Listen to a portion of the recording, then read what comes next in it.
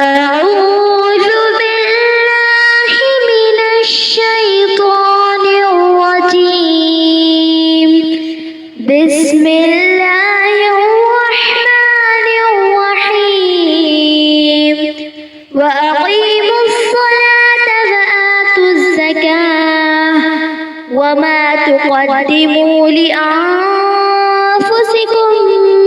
من خير تجدوه عند الله إن الله بما تعملون بصير. وقالوا لن يدخل الجنة إلا من كان هودا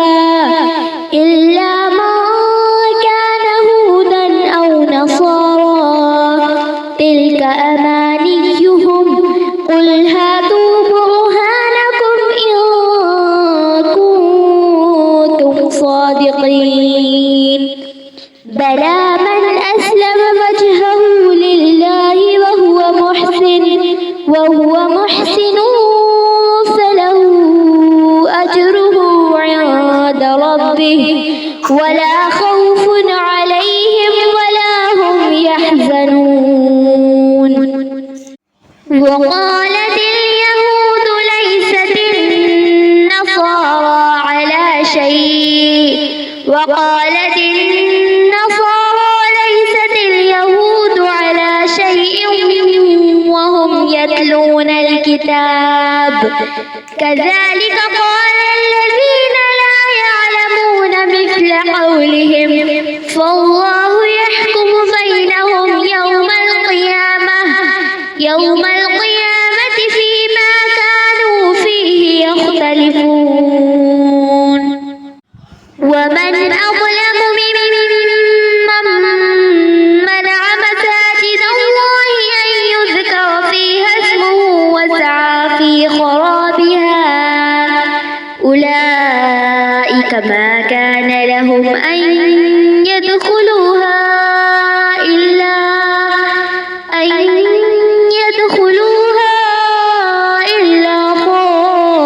خائفين لهم في الدنيا خزي ولهم في الآخرة عذاب عظيم. ولله المشرق والمغرب فأينما تولوا فثم وجه الله إن الله واسع عليم. وقالوا اتخذ الله ولدا سبحانه بل له ما في السماوات والأرض كل له قانتون. بديع السماوات والأرض وإذا قضى أمرا فإنما يقول له كن فيكون. وقال الذين لا يعلمون لولا يكلمنا الله أو تأتينا آية كذلك قال الذين من قبلهم مثل قولهم تشابهت قلوبهم قد بينا الآيات لقوم يوقنون. إنا أرسلناك بالحق بشيرا ونذيرا ولا تسأل عن أصحاب الجحيم. ولن ترضى عنك اليهود ولا النصارى حتى تتبع ملتهم قل إن هدى الله هو الهدى ولئن اتبعت أهواءهم بعد الذي جاءك من العلم ما لك من الله من ولي ولا نصير. الذين آتيناهم الكتاب يتلونه حق تلاوته أولئك يؤمنون به ومن يكفر به فأولئك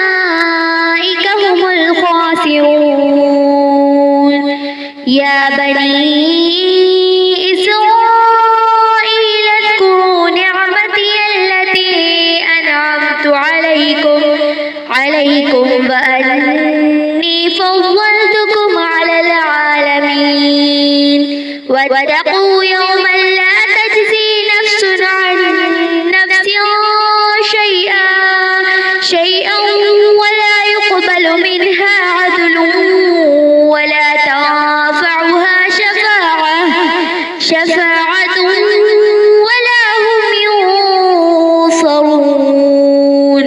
وإذ ابتلى إبراهيم ربه بكلمات فأتمهن قال إني جاعلك للناس إماما قال ومن ذريتي قال لا ينال عهد الظالمين.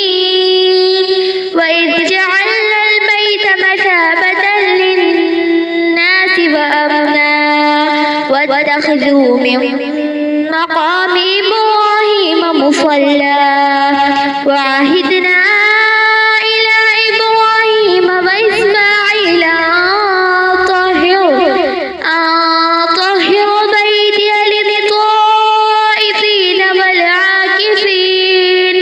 والعاكفين والركع السجود. وإذ قال إبراهيم رب اجعل هذا بلدا آمنا وارزق أهله من الثمرات من آمن منهم بالله واليوم الآخر قال ومن كفر فأمتعه قليلا ثم أضطره إلى عذاب النار وبئس المصير. وإذ يرفع إبراهيم القواعد من البيت وإسماعيل ربنا تقبل منا إنك أنت السميع العليم ربنا واجعلنا مسلمين لك ومن ذريتنا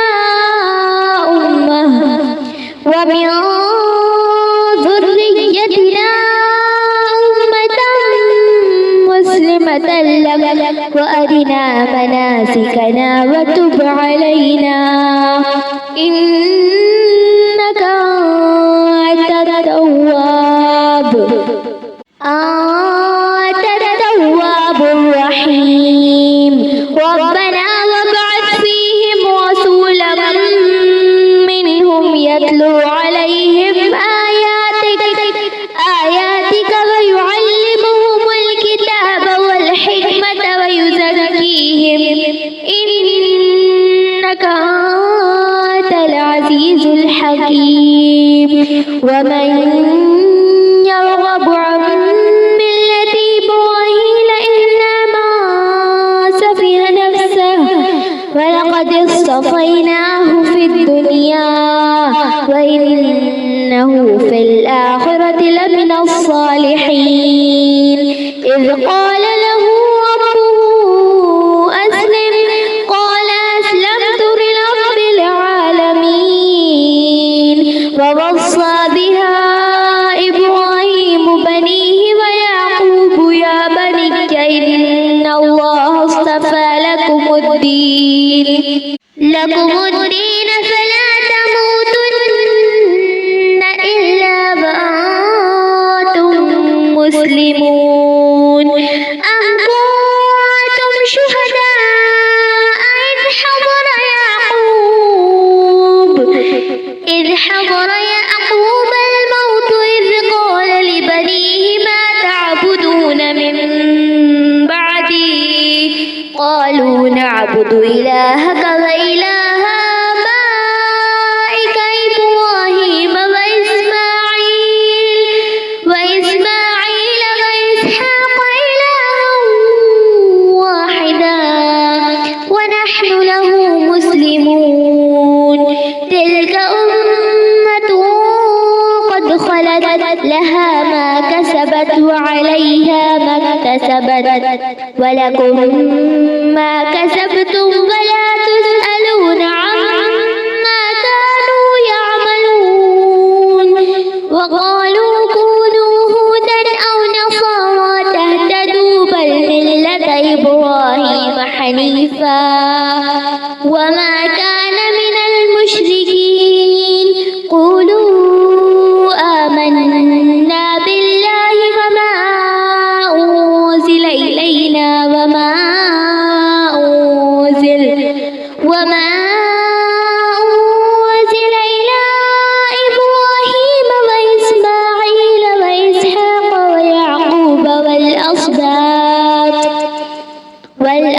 التوراة وما أوتي موسى وعيسى وما أوتي النبيون من ربهم لا نفرق بين أحد منهم ونحن له مسلمون فإن آمنوا بمثل ما آمنتم به فقد اهتدوا وإن تولوا فإنما هم في شقاق فسيكفيكهم الله وهو السميع العليم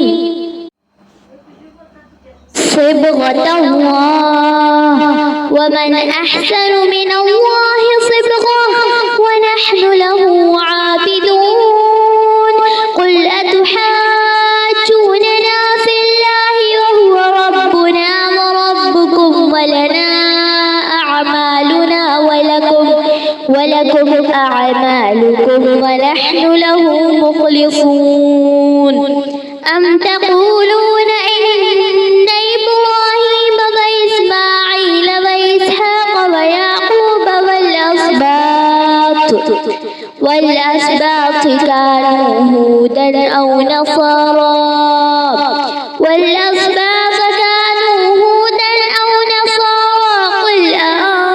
أأنتم أعلم أم الله ومن أظلم ممن كتم شهادة عنده من الله وما الله بغافل عما تعملون تلك أمة قد خلت لها ما كسبت ولكم ما كسبتم ولا تسألون عما كانوا يعملون صدق الله العظيم.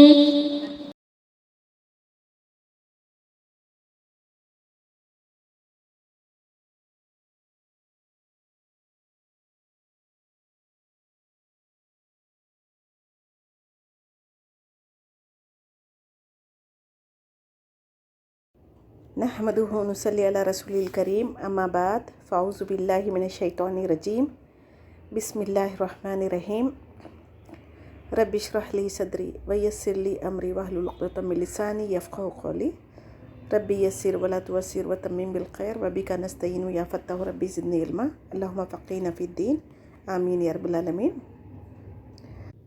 सूरह अल-बक़रा आयत 110 to 141 करेंगे इंशाअल्लाह। बिस्मिल्लाहिर्रहमानिर्रहीम। आयत 110 में वाक़िमुस्सलाता व आतुज़ ज़काता, इसमें क्या फरमा रहा है अल्लाह सुब्हानहू व तआला, नमाज को क़ायम करो और ज़कात अदा करते रहा करो। जो कुछ हम नेकी और भलाई के काम करेंगे उसका अजर आखिरत में ज़रूर पाएंगे। अल्लाह से कुछ भी छुपा हुआ नहीं है ना, अल्लाह ताला ना किसी के साथ जुल्म करने वाला है। ज़कात और सदक़ात देने से माल में कमी नहीं होती, बल्कि आखिरत में हमारी नीयतों के मुताबिक इसका अजर अजीम मिलेगा।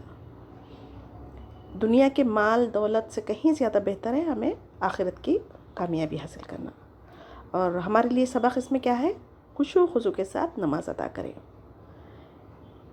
क्योंकि नमाज में बंदे और अल्लाह ताला का रास्त ताल्लुक़ होता है, डायरेक्ट कनेक्शन होता है। और ज़कात माशरती पाकीज़गी और दिल की सफाई करती है, और यानी एक तो गरीबों की मदद हो जाती है, और दूसरे एक दूसरे के तोहफ़े तहफ़ देने लेने से आपस के जो बख्स होता है ना वो भी दूर हो जाता। तो क़यामत के दिन हमारे पास कोई माल होगा, ना ही हमारी औलादें वहाँ पर काम आएंगी, सिवाय उन औलादों के जिसको हम दीन के मुताबिक उनकी तालीमात, उनकी तरबियत की हो। तो वो सदक़े जारिया के काम अगर हमारे लिए करेंगे वही हमारे लिए नफ़ा बख्श है। तो लिहाजा हमें आखिरत के कामों के लिए इन्वेस्ट करना चाहिए। हसद में इंसान को हमेशा ये ख्वाहिश हुआ करती है चाहे हमें वो नेमत मिले या ना मिले, जिसको मिली वो नेमत से उसको ज़वाल हो जाए। ऐसी अगर हमारे में खसलत है तो हमें इससे पनाह मांगना चाहिए। अगर किसी को कोई नेमत मिलती है तो हमें हसद नहीं करना चाहिए, बल्कि अल्लाह सुब्हानहू व तआला की तक़सीम पर राज़ी रहना चाहिए और अल्लाह ताला से खैर की दुआएं मांगनी चाहिए। आयत 111 में अल्लाह सुब्हानहू व तआला बनी इसराइल यानी अहले किताब की गलत फहमियों में जो मुब्तला थे वो ज़ाहिर फरमा रहे हैं। ان کی صرف آرزویں ہیں کہ جنت میں صرف یہودی جائیں گے، اور نصارہ کہتے تھے کہ ہم اکیلے ہی جنت میں جائیں گے۔ اگر وہ اس بات کی دلیل رکھتے ہیں تو لے آؤ، یہ چیلنج کیا گیا ہے، کیونکہ ان لوگوں کی جو غلط فہمی ہے اس کا یہاں اللہ تعالیٰ نے اعلان فرما دیا کہ یہ ان کی اپنی دلی آرزویں ہیں۔ یہود اور نصارہ دونوں ایک دوسرے کے دشمن ہیں، مگر جب کبھی مسلمانوں کے خلاف کچھ کرنا چاہتے ہیں تو وہ دونوں آپسی بغض اور دشمنی کو بھول کر مسلمانوں کو نقصان پہنچانے میں لگے رہتے ہیں۔ تو اللہ ہمیں یہود نصارہ سے دلی دوستی رکھنے سے منع فرمایا ہے۔ آیت 112 میں جنت میں داخلے کی 2 بنیادی اصول بتائے گئے ہیں۔ یہاں پر جنت صرف اس کے لیے ہے جو پورے اخلاص کے ساتھ اللہ کے آگے جھک جائے اور نیک عمل کرے، اللہ کے سامنے پوری زندگی یعنی جو شریعت ہے اس کے مطابق گزارنے کو سپرد کر دینا کہتے ہیں۔ سب سے پہلے کیا ہے؟ ایمان ہونا چاہیے، پھر اس کے بعد نیک اعمال، پھر نیک عمل جب کریں گے انسان کو سکون و اطمینان نصیب ہوتا ہے۔ تو اسلام کے معنی کیا ہے؟ سلامتی اور امن کے، اور اپنی ذات کو اللہ اور رسول کی اطاعت میں لگا کر سنت کے مطابق عمل کریں گے۔ جو کوئی اور اللہ اور رسول کی سنت کے مطابق زندگی گزاریں گے وہی محسن کہلاتے ہیں۔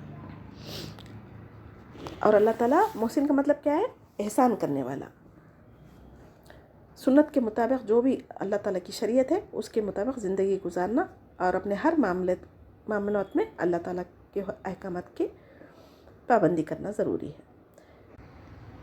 آیت 113 میں یہود کہتے تھے کہ نصرانی حق پر نہیں ہے، اور نصارہ کہتے تھے کہ یہودی حق پر نہیں ہے، حالانکہ یہ لوگ تورات پڑھتے تھے جس میں حضرت موسیٰ علیہ السلام کی زبان سے حضرت عیسیٰ علیہ السلام کی تصدیق موجود تھی۔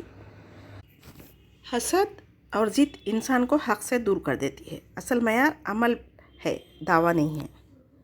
یہ لوگ کیا کرتے تھے؟ نبی کریم صلی اللہ علیہ وسلم کو بھی صحابی کہا کرتے تھے، بے دین کہا کرتے تھے، لیکن اگر قرآن سمجھ کر پڑھیں گے تو قرآن کی تعلیمات کو غور و فکر کریں گے، اس میں تدبر کریں گے تو حق، باطل اور بدعتوں میں فرق کیسے کرنا ہے ہمیں علم ہو جائے گا۔ اسی لیے تو شیطان نہیں چاہتا کہ ہم قرآن کو سیکھیں، اسی لیے شیطان طرح طرح کے رکاوٹیں ڈالتا ہے، ہمیں مشکل کر کے دکھاتا ہے۔ قیامت کے دن اللہ سبحانہ وتعالیٰ سب کے اختلافات کا فیصلہ کر دے گا، وہاں عمل کی کوئی گنجائش نہیں رہے گی۔ تو یہی زندگی ہے جہاں پر ہم اپنے اعمال بہتر کر کے آخرت کا توشہ تیار کر سکتے ہیں۔ اگر ہم غفلت کی زندگی سے باہر آئیں گے تو آخرت میں ضرور کامیابی حاصل کر سکیں گے۔ آیت 114 میں دیکھیں، ظالموں کے بھی بہت طریقے ہیں۔ اس آیت میں سب سے بڑا ظالم ان لوگوں کو کہا گیا ہے جو مسجدوں میں اللہ کا ذکر کرنے سے روکتے ہیں۔ اس کی 2 تفسیریں کی گئی ہے۔ کیا ہے؟ عیسائی لوگ جنہوں نے بادشاہ روم کے ساتھ مل کر یہودیوں کو بیت المقدس میں نماز پڑھنے سے روکا تھا، اور عیسائیوں نے بیت المقدس کو بغض نظر مجوسی یعنی کافر بادشاہ کے ساتھ مل کر یہودیوں کی دشمنی میں ساتھ دے کر بیت المقدس کو توڑ پھوڑ کیا تھا۔ اور دوسری تفسیر حافظ ابن کثیر سے، اس سے مشرکین مکہ مراد لیے ہیں جنہوں نے آپ صلی اللہ علیہ وسلم کو اور آپ کے صحابہ اکرام رضی اللہ تعالیٰ عنہ کو مکہ سے نکلنے پر مجبور کیا، جس کا مقصد مسلمانوں کو خانہ کعبہ میں عبادت کرنے سے روکنا تھا۔ تو صلح حدیبیہ کے موقع پر بھی آپ صلی اللہ علیہ وسلم اور صحابہ کو عمرہ کرنے سے روک دیا تھا۔ تو زمانہ جاہلیت میں بھی خانہ کعبہ میں عبادت کرنے سے روکنے کی اجازت اور روایت نہیں تھی، چاہے ان کا باپ کا قاتل ہی کیوں نہ ہو، پھر بھی ان لوگوں نے کیا کیا تھا؟ آپ صلی اللہ علیہ وسلم کو روک دیا تھا۔ تو آج ہمارے بھی مسلمان معاشروں میں کئی ایسی مسجدیں ہو گئی، وہابی کی نماز مسجدوں میں نماز جائز نہیں ہے، اہل حدیث کی مسجد الگ ہے، تو یہ مسجدوں کو الگ کرنا، ایک دوسرے کی مسجدوں سے روکنا، یہ یہود و نصارہ کی عادتیں ہیں، اس سے ہمیں بچنا چاہیے۔ مسجدوں کی عمارتوں کو توڑے یا نقصان پہنچائے، بلکہ ان میں فرقہ پرستی کی وجہ سے ایک دوسرے کو عبادت کرنے اور اللہ کے ذکر کرنے سے روکنا، یہ مسجدوں کو برباد کرنے کے ضمن میں آتا ہے۔ جبکہ اللہ تعالیٰ مسلمانوں کے لیے ساری زمین پاک رکھی ہے، نماز جہاں چاہے پاک صاف زمین اگر ہو تو وہاں پڑھی جا سکتی ہے۔ ہمیں ضروری نہیں ہے کہ کسی ایک عمارت کے اندر مسجد کے نام سے بنائی جائے وہیں پر ہماری نماز ادا کرنا ہے۔ جیسے دوسرے مذاہب میں ان کے لیے عبادت کے خاص گھر تھے، ویسا ہمارے لیے نہیں ہے۔ جہاں کہیں زمین پاک ہے وہاں پر ہم نماز ادا کر سکتے ہیں۔ آج ہم مسلمانوں نے بھی مسجدیں تو بہت ہی خوبصورت بنا لی ہے، لیکن اس میں نماز اور ذکر کرنے والے بہت ہی کم لوگ ہوتے ہیں، اور اگر کوئی نماز ذکر کے لیے مسجدوں میں آنا بھی چاہے تو فرقہ پرستی کی وجہ سے انہیں داخل ہونے سے ایک مسلمان ہی دوسرے مسلمان کو روکتا ہے۔ ایسے لوگوں کے لیے بھی اس آیت میں وعید ہے، ان کے لیے دنیا میں بھی رسوائی ہے اور آخرت میں بھی بہت بڑا عذاب ہے، لہٰذا ہمیں اس سے بچنا چاہیے۔ اپنے محلوں کی مسجدوں کو صاف ستھرا رکھیں اور ہر ایک کو عبادت کرنے کے لیے اجازت عام رکھنی چاہیے۔ آیت 115 میں دیکھیں، مشرق اور مغرب کا مالک صرف اللہ سبحانہ تعالیٰ ہے، تم جدھر بھی منہ کرو ادھر ہی اللہ کا چہرہ ہے۔ اس آیت کا شان نزول کیا ہے؟ اس کی 2 تفسیریں کی گئی۔ قبلہ صرف نظم و ضبط قائم رکھنے کے لیے مقرر کیا گیا ہے۔ ایک دفعہ صحابہ کرام رضی اللہ تعالیٰ عنہ رات کے وقت کسی منزل پر اترے تھے اور اندھیرا ہونے کی وجہ سے جس کو جس طرف گمان ہوا فجر کی نماز ادا کی اور اپنی اپنی نشانی رکھ لی تھی۔ جب صبح ہوئی تو پتہ چلا کہ سب کی نمازیں مختلف رخ میں ادا ہوئی، لیکن آپ صلی اللہ علیہ وسلم نے کسی کو بھی نماز دوبارہ پڑھنے کا حکم نہیں دیا تھا۔ اور دوسرا شان نزول کیا ہے؟ ہجرت کے بعد مسلمان بیت المقدس کی طرف رخ کر کے نماز پڑھا کرتے تھے۔ جب قبلہ تحویل کرنے کا حکم ہوا تو یہودیوں نے طرح طرح کی باتیں کرنا شروع کر دی، تو تب اس کے جواب میں یہ آیت نازل ہوئی۔ یعنی آیتوں کا شان نزول کچھ بھی ہو سکتا، لیکن اس کے چند اسباب جمع جب ہو جاتے نا، تب اللہ تعالیٰ نے ان سب کے تعلق سے ایک حکم ہی آیت میں نازل فرما دیتا۔ تو آیتوں کا شان نزول بھی مختلف روایت میں مختلف مل سکتے، اس میں ہمیں کنفیوژن نہیں ہونا چاہیے۔ مشرق اور مغرب کا مالک اللہ ہی ہے، اگر غلطی سے قبلہ نامعلوم ہونے کی وجہ سے نماز اگر ادا کرے تو اللہ تعالیٰ اسے قبول فرمائے گا۔ ہاں، اگر کوئی جان بوجھ کر اللہ کی نافرمانی کرنے سرکشی کی نیت سے اگر کریں گے تو ضرور اس کو عذاب ہوگا۔ فرض نماز میں ہمیں قبلہ رخ کر کے ہی نماز شروع کرنی چاہیے، اس کے بعد آپ کی سواری کا رخ جس طرف چاہے بدل جائے، کوئی گناہ نہیں ہے۔ یہ کس کے لیے ہے؟ جو ہوائی جہاز کے سفر کرتے، ٹرین کا، بس کا سفر کرتے، جس کی یعنی چلانے کی مطلب کیا بولنا چاہیے، سواری چلانے والا کوئی اور ہوتا نا، وہ ڈرائیور کے اوپر رہتا اور روٹ کے اوپر رہتا، تو وہ ہماری بس کی بات نہیں ہوتی۔ اگر البتہ نوافل کے لیے اگر آپ نماز پڑھیں تو قبلہ رخ ہونا شرط نہیں ہے۔ اللہ سبحانہ تعالیٰ عرش پر ہے، لیکن اس کا علم اتنا وسیع ہے کہ دنیا کے ہر کونے میں کیا ہو رہا ہے اس کا علم رکھتا ہے۔ یہ اللہ سبحانہ تعالیٰ کی صفات ہے۔ آیت 116 میں یہود حضرت عزیر علیہ السلام کو اللہ کا بیٹا کہتے تھے اور نصارہ حضرت عیسیٰ علیہ السلام کو اللہ کا بیٹا کہتے تھے۔ اللہ تعالیٰ ان دونوں قوموں کا جواب اس آیت میں دیا ہے۔ اللہ سبحانہ تعالیٰ کی کوئی اولاد نہیں ہے، بلکہ وہ ان چیزوں سے پاک ہے۔ زمین و آسمان کی تمام مخلوق اللہ کی ملکیت ہے اور ہر ایک ذرہ اللہ تعالیٰ کی فرمانبرداری میں لگا ہوا ہے۔ تو مشرکین مکہ فرشتوں کو اللہ تعالیٰ کی بیٹیاں قرار دیتے تھے، جبکہ وہ خود کے لیے بیٹیوں کو برا مانتے تھے اور بیٹوں کی خواہش کرتے تھے۔ اللہ سبحانہ تعالیٰ ساری کائنات کا خالق ہے، مالک ہے، اور اس کو کسی بیٹے کی کیا ضرورت ہے؟ وہ رحمان اور رحیم ہے، اس کی وجہ سے کسی کو بھی اس گناہ پر پکڑتا نہیں، ورنہ فوراً اللہ تعالیٰ چاہا تو کن کہنے سے ساری دنیا تباہ ہو سکتی تھی۔ تو اللہ سبحانہ تعالیٰ کا شریک ٹھہرانا اللہ سبحانہ تعالیٰ کو گالی دینا ہے، نعوذ باللہ۔ آیت 117 میں بدیع السماوات والارض، یعنی کسی نمونے کے بغیر جس اللہ نے پہلی مرتبہ آسمان اور زمین کا پیدا کیا، اس کو کیا ضرورت ہے کسی کے یعنی اولاد ہونے کی؟ اس کو اور اس کا ارادہ کرنا، کن کہنا کافی ہے۔ وہ مالک ہے، خالق ہے، سب اس کی فرمانبرداری میں اپنی ڈیوٹی انجام دے رہے ہیں نا، تو سوائے کچھ انسانوں کے سب کفر کرنے لگے تو بھی اللہ تعالیٰ کی ملکیت اور شان میں کوئی فرق نہیں پڑے گا۔ اللہ سبحانہ تعالیٰ اکیلا ہے، اس کا کوئی شریک نہیں ہے، اس پر ہمارا ایمان ہونا چاہیے۔ آیت 118 میں دیکھیں، اس آیت میں قیامت تک آنے والے جو آسمانی کتابوں کا علم نہیں رکھتے انہیں لا یعلمون، بے علم کہا گیا ہے، جبکہ ان میں بڑے بڑے شاعر موجود تھے۔ یعنی دنیاوی علم تو تھا، لیکن آخرت کے بارے میں جو اللہ تعالیٰ کی کتابیں ہیں، شریعت ہے، اس کا علم انہیں نہیں تھا لیکن سمجھنا نہیں چاہتے تھے۔ تو آیت میں اصل مخاطب تو مشرکین مکہ ہے، جو کہتے تھے کہ اللہ تعالیٰ ہم سے خود کلام کیوں نہیں کرتا، یا ہمارے پاس کوئی نشانیاں کیوں نہیں آتی۔ تو پچھلی قوم جو تھی نا، یہود و نصارہ، انہوں نے بھی ایسے ہی کہا تھا، جس کو دیکھ کر ہم مسلمان ہو جاتے۔ یعنی ان کو جتنے معجزے اللہ تعالیٰ کے دیے گئے وہ کافی نہیں ہے مسلمان ہونے کے لیے۔ اللہ تعالیٰ خود ان سے اگر کلام کر بھی لیتا تب بھی یہ لوگ ایمان لانے والے نہیں تھے۔ یہ بہت ہی سرکش قوم تھی۔ مشرکین عرب جو تھے نا، کفر کی وجہ سے، عناد کی وجہ سے، تکبر کی وجہ سے، سرکشی میں اپنے سے پہلے لوگوں کی مشابہت اختیار کر لیے تھے، اور جیسا کہ ان کو باپ دادا ان کے یعنی ان کے راستے پر چلنے کی وصیت کر کے گئے تھے نا، اسی طریقے سے گمراہی کا راستہ اختیار کرے ہوئے تھے. اور نبی کریم صلی اللہ علیہ وسلم کو کبھی جادوگر، کبھی دیوانہ کہتے تھے، اور ان کے پیچھے لوگوں کو لگا دیتے تھے طرح طرح کی تکلیفیں دینے کے لیے. جس کے دل میں ایمان ہے ان کے لیے اپنی ذات میں خود کے اطراف اتنی نشانیاں رکھ دی گئی کہ جو عقل رکھتے نا، وہ اپنے جسم میں اپنے اطراف کی چیزوں پر غور و فکر کریں گے نا، تو اللہ کو پہچان جاتا. اللہ سبحانہ تعالیٰ اگر نہ دیتا، ہمیں سوچنے کی صلاحیت نہیں دیتا، بولنے کی صلاحیت نہیں دیتا، سننے کی صلاحیت نہیں دیتا، تو آج ہم کہاں سے حق بات سمجھ سکتے تھے؟ تو اس پر بھی ہمیں اللہ کا شکر ادا کرنا چاہیے. آیت 119 میں اللہ تعالیٰ فرما رہے ہیں، آپ صلی اللہ علیہ وسلم کو تسلی دیتے ہوئے فرما رہے ہیں کہ آپ کو ہم نے صرف حق یعنی قرآن دے کر، جس میں جنت کی خوشخبری ہے اور جہنم سے ڈرانے والے کلمات ہیں، یعنی حق دے کر بھیجا ہے نا. تو آپ کا کام ہے صرف اللہ تعالیٰ کا پیغام پہنچا دینا. اب ہدایت دینا اللہ کے ہاتھ میں. اگر جس کی نیت ہوگی اللہ تعالیٰ کی ہدایت حاصل کرنا، تو اللہ تعالیٰ کے راستے پہ کوشش کرے گا اور اللہ تعالیٰ سے دعائیں کرے گا، تو اس کو اللہ تعالیٰ ضرور ہدایت دے گا. ہدایت کی ذمہ داری کسی پر بھی نہیں ہوتی. داعی دین کی ذمہ داری کیا ہوتی؟ قرآن حدیث کی باتیں لوگوں کو بتا دے، اور اس کے بعد ہدایت اللہ کی ذمہ داری ہے، ہم پر نہیں ہے. اگر آپ بھی اگر دین کا کوئی کام کر رہے ہیں، دین کی خدمت کر رہے ہیں، تو آپ کا کام ہے صرف حق بات لوگوں تک پہنچا دینا. اب اس کے باوجود اگر لوگ آپ کو تانے دے رہے ہیں، آپ کی بات نہیں سن رہے، تو اس کا اجر آپ کو اللہ کے پاس ملنے والا ہے. تو ہمیں یہاں پر تسلی دی گئی ہے.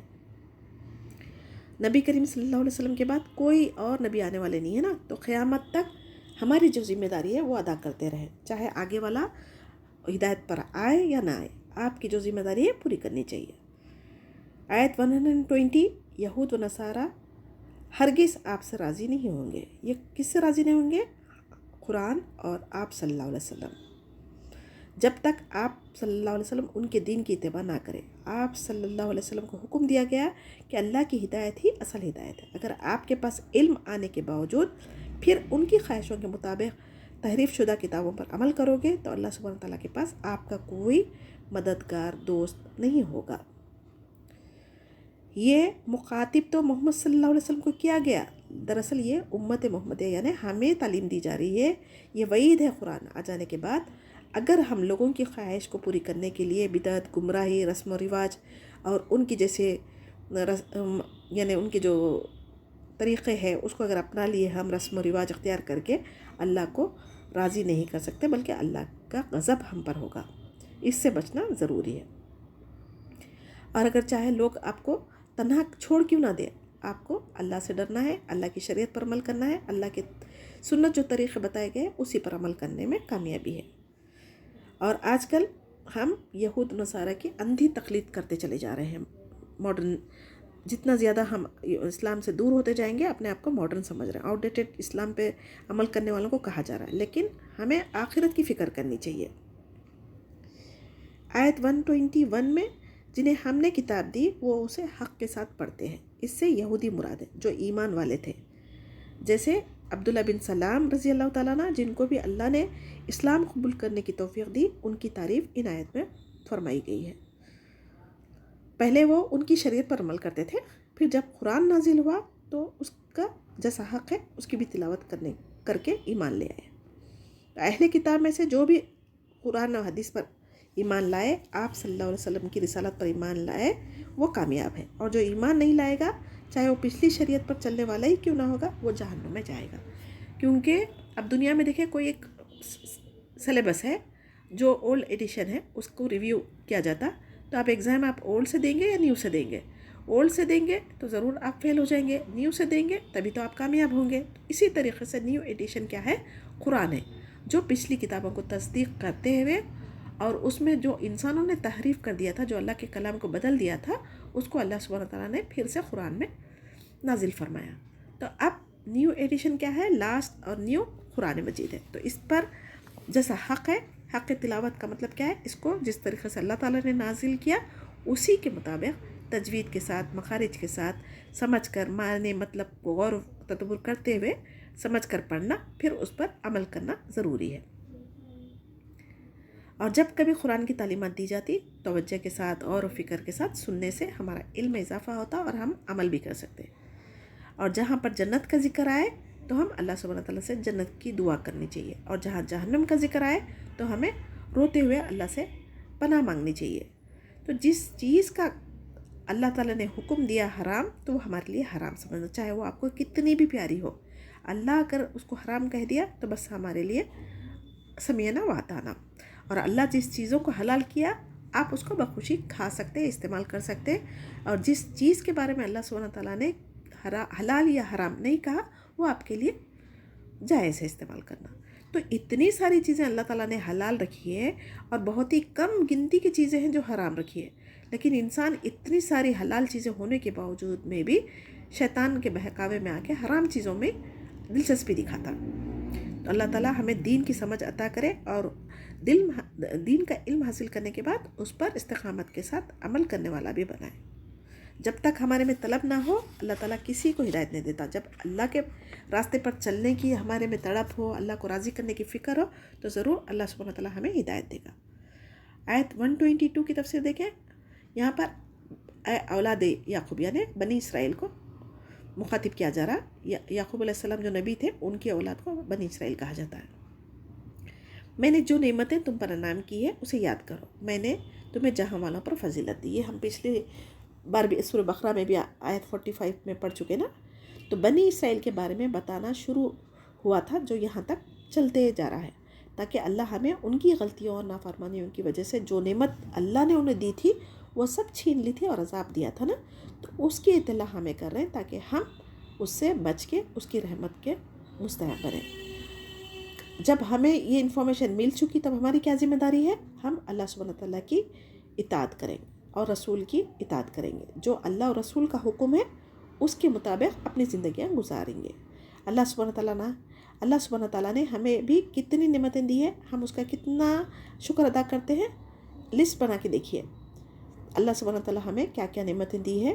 اپنے جسم سے شروع کریں، سر سے لے کے پاؤں تک جتنی نعمتیں ہیں وہ، پھر اس کے بعد اپنے گھر کے، اپنے اولاد کے بارے میں، اپنے خاندان کے بارے میں، اپنی دنیاوی ڈگریوں کے بارے میں، یہ ساری نعمتیں آپ لسٹ بنائیں گے اور اس کے بعد کوشش کریں گے کہ ہم اس کا کتنا شکر ادا کریں دن میں. تو جب ہم یہ لسٹ بنا کے اپنا محاسبہ کریں گے نا تو کتنے ہم گلے شکوے کرتے وہ سب کا اندازہ ہو جائے گا. تو اللہ سبحانہ تعالیٰ کی نعمتوں کا اگر ہم شمار کریں گے تبھی تو ہم شکر ادا کر سکیں گے نا. تو اللہ کی نعمتیں ہی اتنی بے حساب ہے کہ ہم اس کا شمار ہی نہیں کر سکتے. تو ہم عاجز بندے تو اس کا شکر کہاں سے ادا کریں گے؟ تو ہمارا تکبر کرنا، لوگوں کی نعمتوں کو دیکھ کر یعنی گلے شکوے کرنا، یہ کہاں کی عقل مندی ہے؟ اس سے ہمیں بچنا چاہیے. آیت 123 میں دیکھیں، قیامت کے دن سے اس آیت میں ڈرایا گیا ہے. جس دن نفسا نفسی کا معاملہ ہوگا، کوئی اولاد، رشتہ دار، دوست، پیر، مرشد، کوئی کسی کی مدد نہیں کرے گا. وہاں کوئی چیز ہمارے کام آئیں گی تو کیا ہے؟ ہمارے اعمال.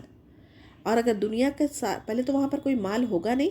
اگر اللہ تعالیٰ سوال کرے گا اگر تمہارے پاس دنیا میں جو کچھ ہے اتنا سارا مال اگر تمہارے پاس ہو تو کیا تم اپنے فدیہ میں دینا چاہو گے؟ تو وہ چاہے گا ہاں ضرور میں فدیہ میں دوں گا. لیکن وہاں پر نہ مال ہوگا، نہ فدیہ قبول کیا جائے گا، نہ کسی کی سفارش کام آئے گی. تو فدیہ دے کر خود کو آگ سے بچانے کی وہاں پر جو خواہش کرے گا وہ ناممکن چیز ہے نا. تو اللہ سبحانہ تعالیٰ نے بہت ہی قلیل چیز مانگی تھی دنیا میں. وہ کیا تھی؟ ایک اللہ کی عبادت کرنا، اس کے ساتھ کسی کو شریک نہیں ٹھہرانا. تو ایسی چھوٹی سی چیز کو دنیا میں نہیں کرنے کی وجہ سے آخرت میں عذاب جب دیکھ لیں گے تو ساری دنیا کا مال بھی وہ فدیہ میں دے کر آگ سے بچانا چاہیں گے، لیکن وہاں پر ممکن نہیں ہوگا. تو ایسے لوگوں کی نہ مدد کی جائے گی اور نہ ہی ان کی شفاعت فائدہ ہوگی. یعنی اگر کسی کے پاس ایمان ہے، اعمال شاید نہ بھی کرے تب بھی اللہ تعالیٰ ایمان کی وجہ سے، شرک نہیں کرنے کی وجہ سے اپنی رحمت سے انہیں جہنم سے بچا کر جنت میں داخل فرما سکتا ہے. لیکن اعمال آپ کے پہاڑوں کے برابر ہے، لیکن اللہ کے ساتھ آپ نے کسی کو شریک بھی ٹھہرایا تو وہ سارے کے سارے ضائع ہو جائیں گے. اللہ نے جو نعمت تمہیں اسلام کی دی اس کا شکر ادا کرے اور اپنا تعلق اللہ سے مضبوط کرے. قیامت کے دن کی ذلت اور رسوائی سے بچنا ہے تو ہم اللہ کی اطاعت کرنا ضروری ہے. اللہ تعالیٰ تو بہت ہی کم چیز کا مطالبہ کیا. اللہ تعالیٰ کی جو نعمتیں اگر اس کے برابر اگر ہر ایک کا چارج لگایا جاتا نا تو ہمارا جینا، کیا ہم ساری زندگی بھی غلامی میں گزار لیں تو اللہ کا ایک نعمت کا بھی ہم حق ادا نہیں کر سکتے تھے. جب سے اللہ تعالیٰ نے دنیا بنائی ہے انسان کو زمین میں خلیفہ بنا کر بھیجا گیا ہے، اور اس میں 3 قسم کے لوگ ہی رہا کرتے تھے. ایک نمبر 1 کون تھے؟ مومن، جو متقین ہیں، یعنی اللہ سے ڈر کے زندگی گزارنے والے، اللہ پر ایمان رکھنا اور پھر اللہ سے ڈرتے ہوئے زندگی گزارنا. اور نمبر 2 مشرک، جو اللہ تعالیٰ کے ساتھ شریک ٹھہرا کرتے تھے، یہ کافر لوگ ہیں. اور تیسرا منافق. منافق کیسے ہے؟ نہ مسلمان ہی ہوتے نہ تو کافر ہوتے، جس کے ساتھ میں رہتے ان کی بات گاتے، جہاں فائدہ نظر آتا وہاں پر یہ لوگ جھک جاتے. تو ایسے لوگوں کا جہنم میں سب سے نچلا طبقہ ہے، وہاں پر ڈالے جائیں گے. یہاں اور آیت 124 میں دیکھیں، اس آیت میں اللہ سبحانہ تعالیٰ نے حضرت ابراہیم علیہ السلام کی تعریف فرمائی ہے. ان کو طرح طرح کی باتوں سے اللہ سبحانہ تعالیٰ نے آزمایا تھا.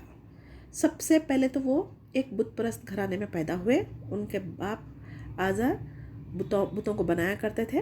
تو اس گھرانے میں پیدا ہونے کے باوجود بھی اللہ سبحانہ تعالیٰ نے انہیں شرک سے محفوظ رکھا. اور پھر نمرود جیسا بادشاہ آگ میں ڈالنے کا ان کو حکم ہوا تھا. تو آگ میں ڈالنے کے باوجود بھی وہ کسی کی مدد نہیں چاہے بلکہ اللہ سبحانہ تعالیٰ کی مدد چاہے. تو اللہ سبحانہ تعالیٰ اس آگ میں بھی ان کو سکون سے رکھا. پھر اس کے بعد ہجرت کی. پھر جب ان کو پہلے تو اولاد تھی نہیں، جب بڑھاپے میں اولاد ہوئی تو بیٹے کو ذبح کرنے کا، اسماعیل علیہ السلام کو ذبح کرنے کا حکم دیا گیا.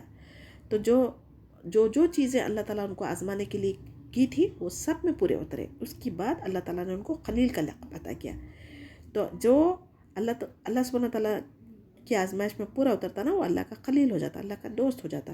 اور جو بیٹا بڑھاپے کا سہارا بننے والا تھا، وہ بیٹے کو اللہ کی راہ میں قربان کرنے کے لیے لے کے گئے تھے نا. تو آج ہم جو بقرعید میں قربانی کرتے ہیں، یہ حضرت ابراہیم علیہ السلام کی سنت ہے. تو اللہ تعالیٰ کو اتنی ادا یہ پسند آئی، تا قیامت تک آنے والوں کے لیے یہ صاحب استطاعت والوں کے لیے فرض کر دی گئی. صرف مسلمان ہی نہیں بلکہ یہود نصارہ بھی حضرت ابراہیم علیہ السلام کو اپنا امام مانتے تھے. قیامت تک آنے والوں کے لیے وہ امام ہی رہیں گے. اور چاہے وہ کچھ بھی ہو جائے، ہمیں بھی دین حنیف کی پیروی کرنے کا حکم ہے. حنیف کا مطلب ایک سوئی کے ساتھ ایک اللہ کی عبادت کرنے والا. تو حضرت ابراہیم علیہ السلام کی آزمائش جتنی بھی کی گئی اس میں سب میں پورے اترتے تھے. یہ انعام کی صورت میں کہا گیا ہے کہ تمہیں لوگوں کا امام بنا دوں گا. یعنی جتنی قربانیاں حضرت ابراہیم علیہ السلام نے دی ہے، تبھی تو اللہ تعالیٰ نے ان کو ساری امت کے لیے امام بنایا. تو ابراہیم علیہ السلام نے کیا کہا؟ اور میری اولاد کو، یعنی دیکھیں ان کی فکر کیا تھی، اپنی اولاد کی بھی فکر تھی. تو اللہ تعالیٰ نے فرمایا میرا وعدہ ظالموں سے نہیں ہے. اللہ تعالیٰ نے حضرت ابراہیم علیہ السلام کی خواہش کو قرآن میں سورہ عنکبوت میں آگے بتائیں گے. اور اللہ تعالیٰ ان کی خواہش کو پورا کرنے کے لیے یعنی بعض کو کتابیں دی. یعنی ابراہیم علیہ السلام کی نسل میں بعض کافر بھی تھے، بعض مومن بھی تھے، جو نبیاں بھی بنائے گئے تو حضرت ابراہیم علیہ السلام کی اولاد میں سے ہی. تو کتاب، آسمانی کتابوں کا سلسلہ، نبوت کا سلسلہ حضرت ابراہیم علیہ السلام کی نسل میں ہے نا. حضرت ابراہیم علیہ السلام کے بعد جو بھی نبی یا رسول بنائے گئے اور آسمانی کتابیں جس کو بھی دی گئی، وہ سب کے سب حضرت ابراہیم علیہ السلام کے بیٹے حضرت اسحاق کی نسل سے تھے. اور ہمارے نبی، آخری نبی جو محمد صلی اللہ علیہ وسلم ہے، وہ بھی حضرت ابراہیم علیہ السلام کے بیٹے اسماعیل کی نسل سے ہیں. یعنی اللہ تعالیٰ کا لقب ان کو خلیل کب ملا؟ سارے وعدے اللہ تعالیٰ کے پورے کرنے کے بعد، اور جو اللہ کے احکامات تھے، جو آزمائش تھا، جو حکم تھا، وہ سب پہ عمل کرنے کے بعد اللہ تعالیٰ نے ان کو خلیل کا لقب دیا. یہ کوئی معمولی بات نہیں ہے. اتنا اونچا مقام، شان، مرتبہ کے باوجود اللہ تعالیٰ نے صاف کہہ دیا کہ جو کوئی ظالم، مشرک، نافرمان ہوں گے وہ اللہ تعالیٰ کے عذاب کے مستحق ہوں گے. یعنی اللہ تعالیٰ جب اپنی رحمت سے محروم کر دیتا نا، تو اس کو کوئی مدد نہیں کر سکتا، نہ اس کو کوئی جنت میں لے کر جانے کے لیے شفاعت کر سکتا. تو انسانوں کو آزمایا جاتا. جب نبیوں کو آزمایا گیا تو پھر انسانوں کو بھی آزمایا جاتا. تو ہم عام انسان تھوڑی سی مصیبت، تھوڑی سی آزمائش آتے ہی ہم ناشکری کرنے لگتے. تو ہمیں کیا کرنا چاہیے؟ اس میں کیا سبق مل رہا؟ اللہ تعالیٰ کی آزمائشوں پر صبر اور شکر ادا کرنا چاہیے. مومن وہی ہے جو اللہ کے احکامات پر، اللہ کی آزمائشوں پر ثابت قدم اترے. آیت 125 میں بیت اللہ یعنی اللہ کا گھر، جس کو پہلی مرتبہ حضرت ابراہیم علیہ السلام نے بنایا تھا، اور یہ کس لیے؟ لوگوں کے لیے عبادت کرنے کے لیے، ثواب کی جگہ. مطلب یہ کہ ایک مرتبہ جو حج عمرہ کرنے کے لیے اللہ کے گھر کو آتا نا، تو اس کو بار بار اللہ تعالیٰ نے دل میں اس کی محبت اتنی ڈال دیتا کہ بار بار حج عمرہ کرنے کی خواہش رکھتا ہے. اور خانہ کعبہ کو اللہ سبحانہ تعالیٰ نے امن کی جگہ بنائی ہے، یہاں دشمن کا بھی خوف نہیں رہتا. اور زمانہ جاہلیت میں بھی لوگ حدود حرم میں اپنے باپ کے قاتل سے بھی بدلہ نہیں لیا کرتے تھے. تو اسلام نے اسے احترام کو آج تک بھی باقی رکھا ہے. جس پتھر پر کھڑے ہو کر حضرت ابراہیم علیہ السلام نے خانہ کعبہ کی تعمیر کی تھی، جس پر ابراہیم علیہ السلام کے قدموں کے نشانات ہیں، اس کو نماز کی جگہ اللہ تعالیٰ نے خود اس آیت میں مقرر کر دی، جو آج تک بھی محفوظ ہے. جو کوئی حج عمرہ کے لیے جائیں گے تو انہیں ضرور مقام ابراہیم کی زیارت کا موقع ملے گا، اور وہاں پر حضرت ابراہیم علیہ السلام کے پیر کے نشان بھی دیکھے جائیں گے. تو حضرت ابراہیم علیہ السلام اور ان کے بیٹے اسماعیل علیہ السلام سے اللہ نے وعدہ لیا تھا، وہ بیت اللہ کو یعنی خانہ کعبہ کو طواف کرنے والوں کے لیے، عمرہ کرنے والوں کے لیے، حج کرنے والوں کے لیے، رکوع کرنے والوں کے لیے صاف ستھرا رکھیں گے. تو اس سے ہمیں کیا پتہ چل رہا؟ جو کوئی اللہ کا گھر کی صفائی کرے گا وہ اس آیت پر عمل کرے گا، کیونکہ جو کوئی مسجدوں میں آئیں گے، نماز پڑھیں گے، قرآن پڑھیں گے، سجدہ کریں گے، اللہ کا ذکر کریں گے، ان سب کو اگر اطراف کا ماحول پاک صاف رہیں گا تبھی تو نمازوں میں خشوع و خضوع آئیں گا نا. اگر گندی سی جگہیں رہیں گی وہاں پر نماز پڑھنے کے لیے نہ دل بھی نہیں چاہیں گا، لوگوں کو کراہیت بھی ہوگی. تب ہمارے لیے اس میں کیا سبق ہے؟ دنیا کے چاہے کسی بھی کونے میں ہو، ہم جہاں پر اللہ کی عبادت کی جاتی، نماز کے لیے بلایا جاتا، رکوع سجدے کیا جاتا، وہاں پر پاک صاف رکھیں. اور اکثر ہم لوگ رمضان میں افطار کے لیے چلے آتے، کھا کے پی کے جو چیزیں ہم گندگی پھیلا کے آتے، ویسا کرنے سے ہمیں احتیاط کرنا چاہیے. اللہ کے گھروں کی جو صفائی کرتے ان کے لیے بہتر دعا ہے. اللہ تعالیٰ کے گھروں کی جو صاف ستھرائی کا کام کرتے اللہ تعالیٰ انہیں بہت بڑا اجر دینے والا ہے. تو احکام شریعت کیا تھی ہماری؟ اس پر عمل کرنا. یعنی جمعے کے دن کے لیے ہمارے کو آزمایا گیا. جمعے کے دن غسل کرنا، استنجا کرنا، ناخن کاٹنا، زیر ناف بغل کے بال کاٹنا، مونچھیں کاٹنا، داڑھی بڑھانا، یہ ختنہ کروانا، مہمان نوازی کروانا، یہ سفید بال دیکھنے والے سب سے پہلے حضرت ابراہیم علیہ السلام تھے. یہ ساری چیزیں حضرت ابراہیم علیہ السلام کی شریعت سے ہماری شریعت تک چلتے آ رہی ہے. تو اب اگر انسان اس پر عمل کرے گا تو سنت ابراہیمی پر عمل ہو جائے گا، اور ہماری شریعت بھی حضرت ابراہیم علیہ السلام کی شریعت سے ملتی جھولتی ہے. آج ہم کیا سمجھتے؟ اصل کامیابی کس کو سمجھتے ہیں؟ آج کل ہم دنیا کی زندگی کو سمجھتے ہیں، لیکن اصل کامیابی وہ ہے جو اللہ کی اور رسول کی اطاعت کرنے میں ہے. حضرت ابراہیم علیہ السلام نے جب خانہ کعبہ کی تعمیر کرتے وقت کوئی فوٹو لی تھی، نہ ہی یادگار کے طور پہ کچھ رکھا تھا، لیکن اللہ تعالیٰ ان کی نیکیوں کو اتنا پسند کیا کہ قیامت تک آنے والوں کے لیے باقی رکھا.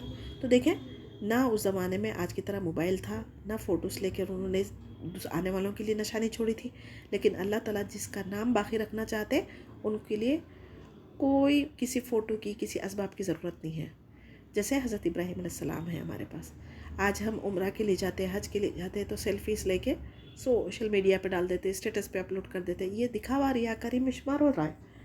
تو اس طرح کی حرکتیں کرنے سے ہمیں احتیاط کرنا چاہیے.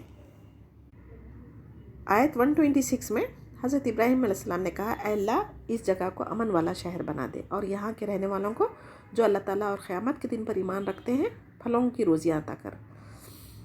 یہ کب کہا تھا؟ یہ حضرت ابراہیم علیہ السلام نے اپنی بیوی ہاجرہ اور اپنے بیٹے اسماعیل کو مکہ کی وادی میں چھوڑ کر جا رہے تھے. یہ دعا فرمائی تھی.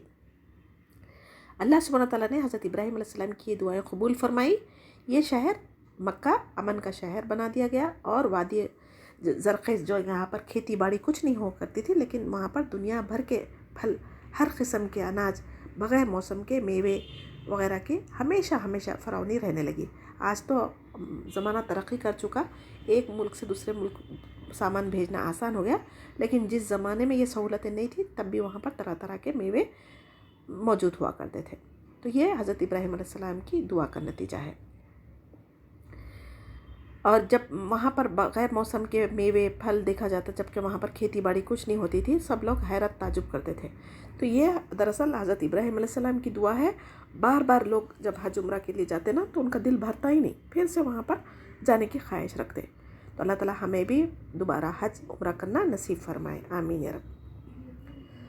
اللہ کی نظر میں دنیا کی حیثیت صرف مچھر کے پر کے برابر بھی نہیں ہے. اگر ہوتی نا تو کسی کافر کو ایک پانی کا ایک قطرہ بھی نہیں دیتے تھے. تو اللہ سبحانہ تعالیٰ دنیا میں رحمان ہونے کی وجہ سے مشرک ہو، کافر ہو، منافق ہو، بدعتی ہو، مومن ہو، ہر ایک کو رزق دے رہا ہے. تو یہ اللہ تعالیٰ کا فضل ہے، اللہ تعالیٰ کی رحمت ہے، اللہ تعالیٰ کا ہمیں شکر گزار ہونا چاہیے۔ آیت 127 میں خانہ کعبہ کی بنیاد پر جو حضرت آدم علیہ السلام کے زمانے میں بنایا گیا تھا، طوفان نوح میں ڈھہ گیا تھا، تو اس کی بنیاد پر ابراہیم علیہ السلام کو دوبارہ تعمیر کرنے کا حکم دیا گیا۔ اب خانہ کعبہ کتنی مرتبہ تعمیر ہوا وہ ہم دیکھتے ہیں۔ 11 ٹائمز کہا جاتا ہے کہ 11 ٹائمز خانہ کعبہ کی تعمیر ہوئی۔ پہلی مرتبہ فرشتوں نے تعمیر کیا تھا خانہ کعبہ کو، پھر دوبارہ حضرت آدم علیہ السلام نے، پھر شیش علیہ السلام نے، پھر نوح علیہ السلام کے طوفان کے بعد حضرت ابراہیم علیہ السلام نے۔ اس کے بعد قوم عمالقہ نے تعمیر کیا، پھر جرہم قبیلے نے تعمیر کیا، پھر قصی بن کلاب آپ صلی اللہ علیہ وسلم کے خاندان سے ہے یہ، پھر اس کے بعد 9ویں مرتبہ قریش نے تعمیر کیا تھا۔ تو نبوت سے پہلے ہجر اسود کا جب مسئلہ پیش آیا تھا تو اس کو بھی آپ صلی اللہ علیہ وسلم نے حل کیا تھا۔ تو اور نمبر 10 آپ صلی اللہ علیہ وسلم کے بعد عبداللہ بن زبیر رضی اللہ تعالیٰ عنہ، اور 11 ٹائم حجاج بن یوسف نے خانہ کعبہ کی تعمیر کی۔ تو حضرت ابراہیم علیہ السلام اور اسماعیل علیہ السلام نے اللہ کے گھر کی تعمیر کر رہے تھے، جو نیکی کا کام تھا، ثواب جاریہ والا کام تھا، پھر بھی وہ اللہ سبحانہ تعالیٰ سے عاجزی انکساری کے ساتھ دعا کر رہے تھے، یا اللہ ہم سے قبول فرما۔ یا کیا تھی وہ دعا؟ ربنا تقبل منا انک انت السمیع العلیم۔ تو اللہ تعالیٰ جاننے والا ہے، دیکھنے والا ہے، اتنا نیکی کا کام کر رہے ہیں، ساری دنیا کے لوگ حج کے عمرہ کے لیے آئیں گے، وہاں پر عبادت کریں گے۔ اگر ہم آج چھوٹی سی بھی نیکی کر لیں تو ہم بہت بڑا کام کر لیے، جیسا غرور تکبر کرنے لگتا نا۔ تو یہاں تو دیکھیں ساری دنیا کے لوگ وہاں پر حج عمرہ کے لیے جمع ہوتے، ویسی گھر کی اللہ کے گھر کی تعمیر کر کے بھی وہ خوف کے ساتھ، عاجزی کے ساتھ اللہ سے دعا کر رہے تھے کہ اللہ ہم سے یہ کوشش کو قبول فرما لیں۔ تو ہمارے لیے بہت بڑا سبق ہے اس میں کہ ہمیں اپنے نیکیوں پر فخر نہیں کرنا چاہیے، بلکہ عاجزی و انکساری اختیار کرنا چاہیے۔ اور اگر دین کی خدمت کے لیے اگر ہمیں کچھ کرنا بھی پڑا، کچھ اللہ تعالیٰ موقع بھی دیا ہے، ہمیں صلاحیت بھی دیا، تو یہ اللہ تعالیٰ کی رحمت ہے ہم پر، اللہ تعالیٰ کا فضل ہے، اس پر ہم کبھی بھی غرور تکبر نہیں کرنا چاہیے۔ اگر ساری دنیا بھی مل کے اگر اللہ کے دین کا کام کریں گے تو بھی اللہ کی شان میں کوئی اضافہ نہیں کر سکتا، اور ساری دنیا بھی مل کے اگر کفر کریں گے تو اللہ تعالیٰ کی شان میں کوئی کمی نہیں لا سکتا۔ تو جو کچھ ہم کر رہے ہیں یہاں پر وہ ہمارے اپنے اجر کے لیے کر رہے ہیں، ہماری اپنی آخرت کو کامیاب بنانے کے لیے کر رہے ہیں۔ آیت 128 کو دیکھیں، اے ہمارے رب ہمیں اپنے فرما بردار بندوں میں شامل فرما دے، ہماری اولاد میں سے بھی ایک جماعت کو اطاعت گزار رکھ، اور ہمیں اپنی عبادتیں سکھا، اور ہماری توبہ قبول فرما۔ تو توبہ قبول کرنے والا، رحم کرنے والا کون ہے؟ اللہ سبحانہ تعالیٰ ہے۔ ساری زندگی حضرت ابراہیم علیہ السلام اللہ کی فرما برداری میں گزارنے کے باوجود پھر بھی یہاں پر دعا کر رہے۔ آیت 129 میں، اے ہمارے رب ان میں رسول بھیج جو ان کے پاس تیری آیتیں پڑھے، انہیں کتاب و حکمت سکھائے اور انہیں پاک کرے، تو بے شک حکمت والا غلبہ والا ہے۔ یہ حضرت ابراہیم علیہ السلام اور اسماعیل علیہ السلام کی آخری دعا ہے جو اللہ سبحانہ تعالیٰ نے قبول فرمائی۔ حضرت اسماعیل علیہ السلام کی اولاد میں سے حضرت محمد مصطفیٰ صلی اللہ علیہ وسلم کو اللہ تعالیٰ نے آخری نبی مبعوث فرمایا، اس لیے آپ نے فرمایا میں اپنے باپ حضرت ابراہیم علیہ السلام کی دعا ہوں، اور حضرت عیسیٰ علیہ السلام کی بشارت ہو، اور اپنی والدہ کا خواب ہو۔ تو دعائیں مانگنی تھی تو کیسی مانگنی ہے ہمیں؟ اللہ کی قرآن میں جو دعائیں ہیں، انبیاء کی جو دعائیں ہیں، حدیث سے دعائیں ثابت ہے، اس کو ہم اپنانا چاہیے۔ آیت 130 اور 131 میں دیکھیں، جب کبھی اللہ تعالیٰ نے ابراہیم علیہ السلام کو کہا فرما بردار ہو جا، تو فوراً انہوں نے کہا میں فرما برداری کی۔ اس آیت میں حضرت ابراہیم علیہ السلام کی عظمت اور فضیلت بیان کی گئی جو اللہ تعالیٰ نے انہیں دنیا اور آخرت میں عطا فرمائی۔ جو کوئی ابراہیم علیہ السلام کی سنت سے اعراض کرے گا وہ بے وقوف ہے۔ دونوں آیتوں میں یہ ہمیں دنیا میں کس طرح زندگی گزارنا ہے اس کے اصول بتائے گئے ہیں۔ قیامت تک امت مسلمہ کی ذمہ داری ہے کہ علم حاصل کرے، ہدایت کی دعائیں کرے، اللہ کو پہچاننے کی کوشش کرے، اس کے احکامات پر عمل کرے، اور دوسروں تک اللہ سبحانہ تعالیٰ کا پیغام پہنچائے۔ آیت 132 کو دیکھیں، حضرت ابراہیم علیہ السلام و حضرت یعقوب علیہ السلام یعنی اپنی اولاد کو وصیت کی تھی کہ یعنی یہودیت عیسائیت نہیں بلکہ اسلام ہی کو دین مانے۔ ہمارے بچوں، اللہ تعالیٰ نے تمہارے لیے دین اسلام کو پسند فرمایا، خبردار تم مسلمان ہی مرنا۔ تو یہ مسلمان ہی مرنا بولنے کے باوجود ان لوگوں نے طرح طرح کے شرک و بدعتیں نکال لی تھی۔ تو اللہ تعالیٰ نے، بے شک اللہ تعالیٰ نے تمہارے لیے دین کے لیے تمہیں چن لیا ہے، یعنی اللہ تعالیٰ تمہارے لیے جو دین حنیف پسند کیا ہے اس کا شکر ادا کرے۔ قرآن میں جو ایک بات آتی نا اس کی وضاحت کہیں اور ہمیں ملتی. تو ہمیں قرآن کی ایک آیت کو سمجھنے کے لیے دوسری آیتوں کا سہارا لینا ضروری ہے. ایک ہی آیت سے آپ پورا قرآن نہیں سمجھ سکتے. تو آیت 133 میں دیکھیں اس آیت کا شان نزول کیا ہے. یہود سے سوال کیا جا رہا ہے کہ اگر تم دعویٰ کرتے ہو حضرت ابراہیم علیہ السلام اور حضرت یعقوب علیہ السلام نے اپنی اولاد کو یہودیت پر قائم رہنے کی وصیت فرمائی تھی تو کیا تم وصیت کے وقت موجود تھے؟ جب موت کا وقت ان کا آیا تھا حضرت یعقوب علیہ السلام نے اپنی اولاد سے کیا کہا تھا میرے بعد تم کس کی عبادت کرو گے؟ تو سب نے جواب دیا کہ آپ کے معبود کی، یعنی آپ کے باپ دادا ابراہیم علیہ السلام، اسماعیل علیہ السلام اور اسحاق علیہ السلام کے معبود کی، جو سب کا معبود ایک ہی ہے، ہم اس کی فرمانبرداری کریں گے. اس آیت میں انسان کو اپنی اولاد کے لیے دین اسلام کی تاکید کرتے ہوئے مرنے کا ایک یعنی وصیت کرنا ضروری ہے. سمجھیے اپنی اولاد کو دین حنیف پر چلنے کی تاکید کرنا یہ سنت سے ثابت ہے. آیت 134 کو دیکھیں، یہ بھی یہود کو کہا جا رہا ہے یہ جماعت تو گزر چکی، جو انہوں نے کیا وہ ان کے لیے، اور جب تم جو کرو گے وہ تمہارے لیے، ان کے عمل کے بارے میں تم سے سوال نہیں کیا جائے گا. یعنی جو انبیاء، صالحین، صدیقین گزر چکے ان کی نسبت کا تمہیں کوئی فائدہ نہیں ہوگا. یعنی ان کے نسل میں، ان کے خاندان میں پیدا ہونے سے آپ بخشے نہیں جائیں گے، بلکہ آپ اپنی زندگی میں جو نیک صالح عمل کریں گے قیامت کے دن وہی نجات کا ذریعہ بن سکتے. نیکیوں اور گناہوں کے مطابق جنت اور دوزخ میں درجات ہمارے بلند ہو سکتے. کسی کے اعمال اگر فائدہ دے سکتے تو نیک صالح عمل کرنے کا اللہ تعالیٰ نے حکم نہیں دیتا. اور جب کہ حسب نسب اگر ہمارے قیامت کے دن کام آتے تو نبی کریم صلی اللہ علیہ وسلم کو ضرورت نہیں ہوتی تھی کہ وہ اپنی بیٹی کو قبر کے لیے تیاری کرنے کا حکم دینے کی. تو اعمال ماں باپ یعنی جو کچھ بھی نیک صالح اولاد چھوڑیں گے وہ اعمال ہی ماں باپ کے لیے صدقہ جاریہ بن سکتے، باقی کے کوئی چیز کسی کے لیے فائدہ مند نہیں ہے. 135 کو دیکھیں، یہود اور عیسائی دونوں مسلمانوں کو یہودیت عیسائیت کی دعوت دیتے تھے اور کہتے تھے کہ یہی ابراہیم علیہ السلام کا صحیح طریقہ ہے. اس کا جواب میں اللہ سبحانہ تعالیٰ فرما رہے ہیں کہ حنیف یعنی ایک اللہ کی عبادت کرنے والے، خالص اللہ کی عبادت کرنے والے تھے اور وہ مشرک نہیں تھے. تو یہ آیت سے یہود و نصارہ کی بات کا رد ہو گیا. وہ نمرود کی آگ سے ڈرے اور نہ ہی اولاد کی محبت میں بھٹکے، جبکہ یہود اور نصارہ دونوں میں شرک عام ہے.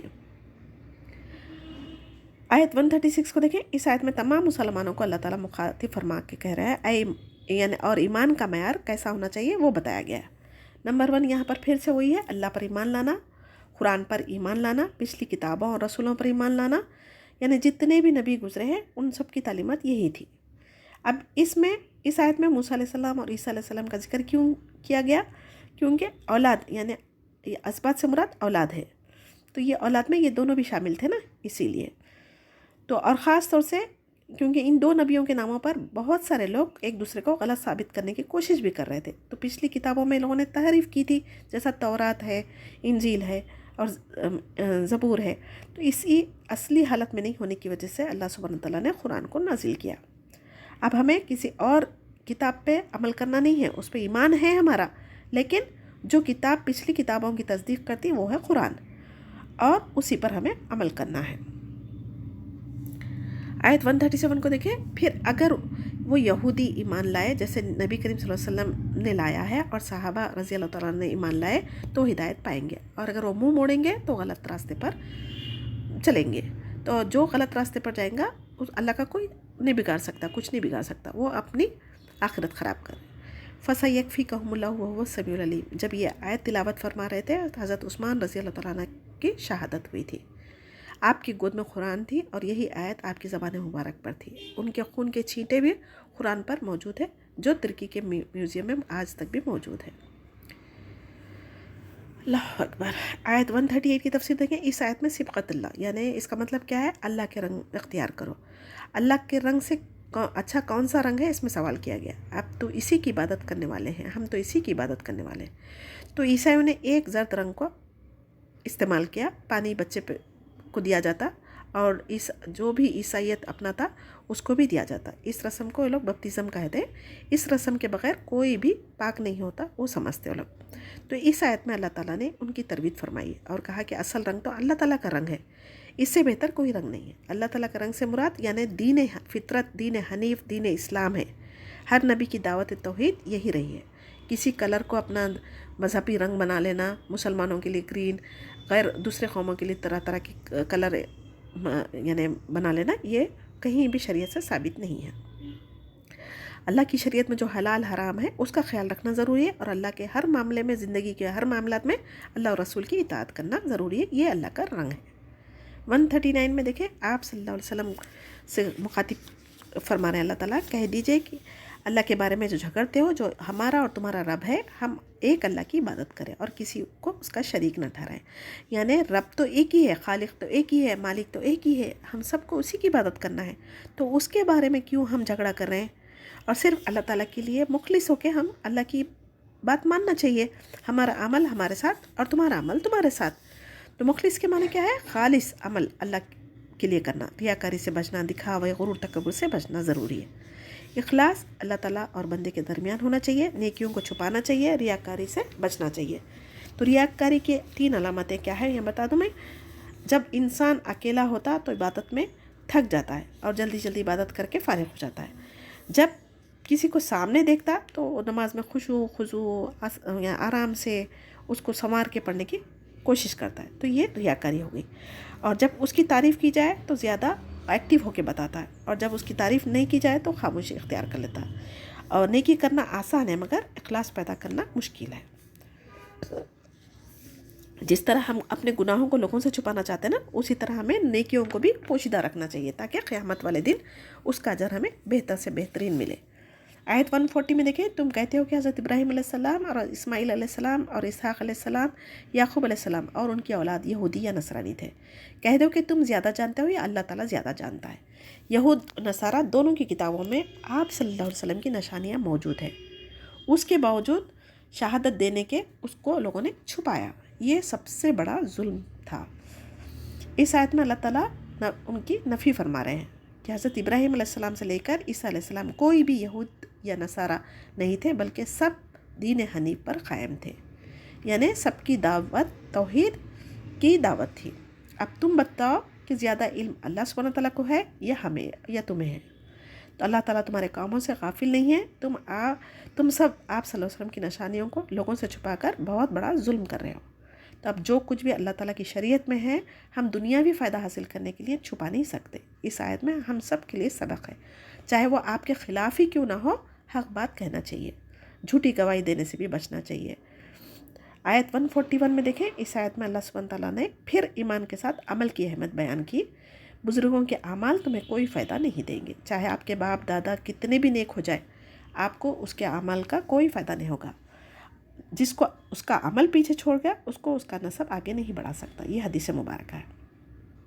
تو جو کچھ نیکیاں وہ کیے اس کا ثواب ان کو ملے گا، اور جو کچھ تم اعمال کر کے جائیں گے تمہیں فائدہ ہوگا. ہاں، اگر تمہاری اولاد تمہاری تربیت نیک ہونے کی وجہ سے ان دین شریعت کے یعنی پہ عمل کریں گی، دین شریعت کے مطابق زندگی گزاریں گی، تو ان کا ثواب جاریہ آپ کے لیے ہو سکتا.